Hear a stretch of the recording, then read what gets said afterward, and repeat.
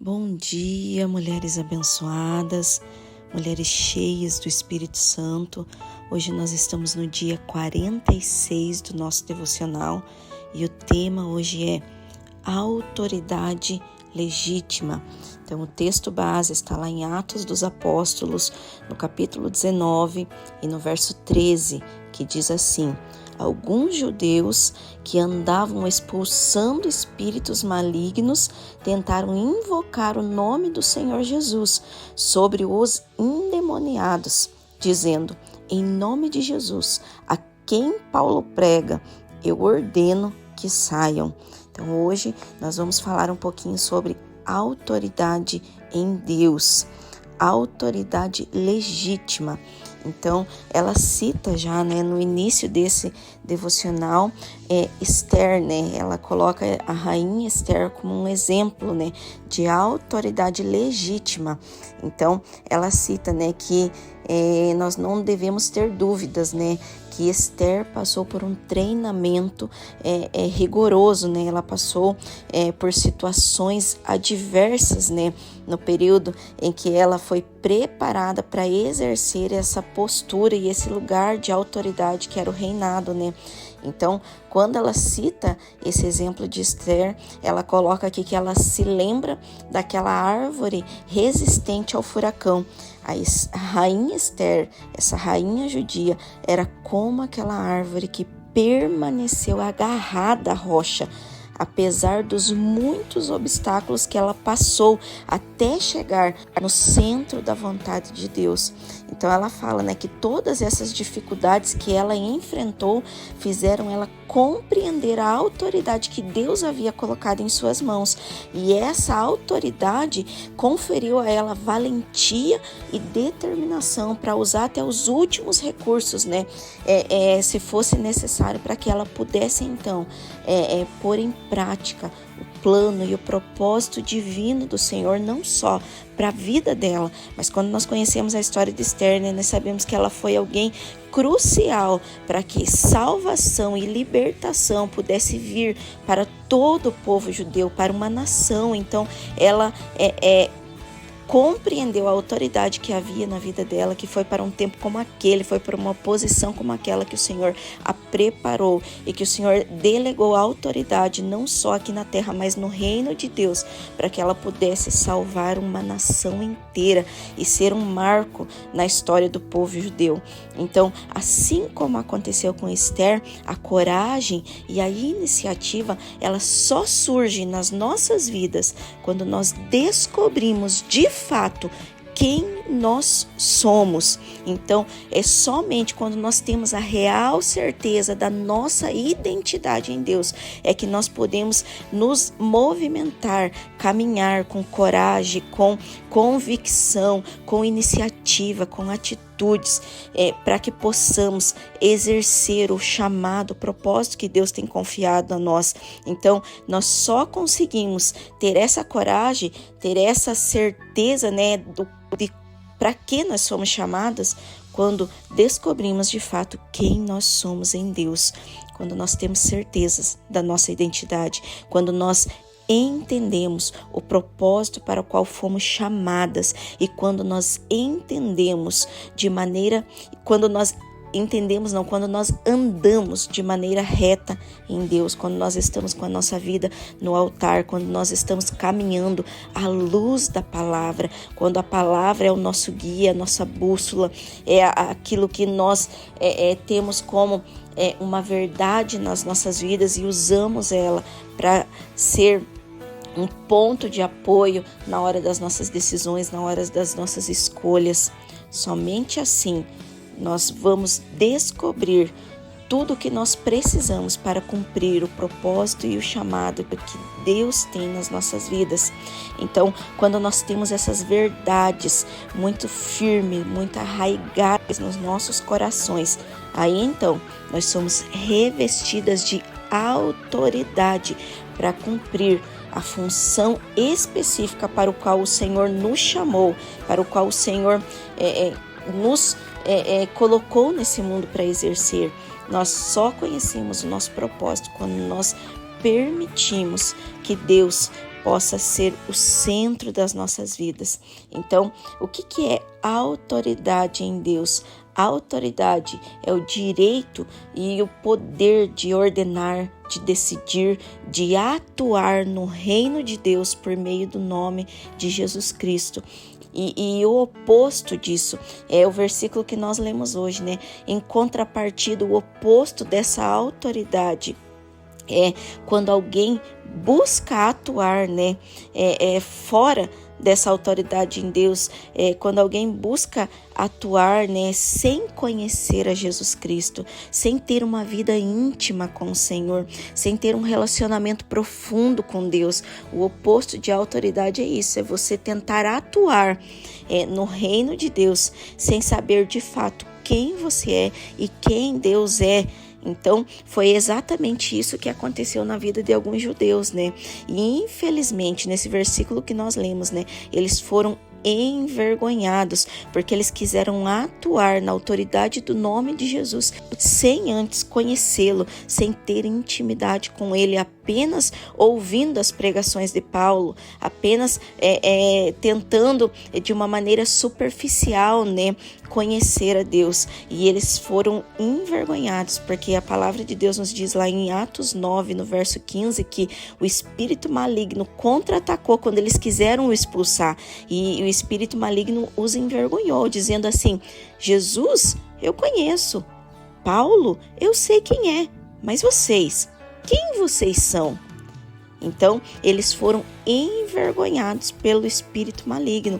E essa pergunta, a resposta está justamente nela.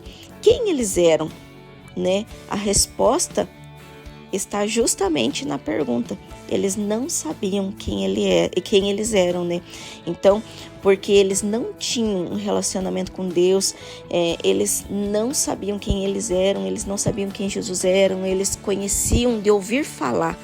Então, eles não tinham um relacionamento com Deus, eles não tinham autoridade legítima para atuar no reino de Deus. Vocês lembram quando eu falei, eu citei, né, o exemplo de Pedro, que na medida que nós caminhamos com Jesus, na medida que nós nos relacionamos com o nosso Senhor, nós temos a revelação de quem Ele é, e também através dessa revelação de quem Ele é, o próprio Senhor revela nossa real identidade, revela quem somos.